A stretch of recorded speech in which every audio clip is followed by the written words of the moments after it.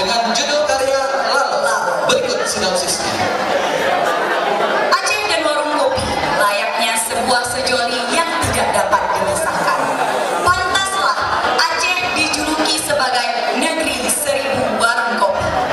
Warung kopi bagi masyarakat Aceh telah menjadi bagian dari sistem sosial, mulai dari bersilaturahmi hingga bekerja.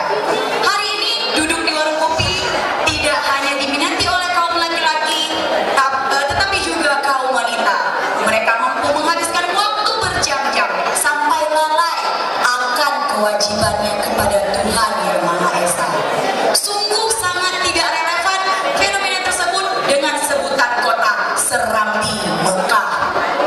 Pesan budaya yang ingin disampaikan dalam karya ini, kearifan lokal dan perkembangan peradaban setiap manusia memang harus diikuti, namun kewajiban kepada Tuhan tak boleh dilampaui.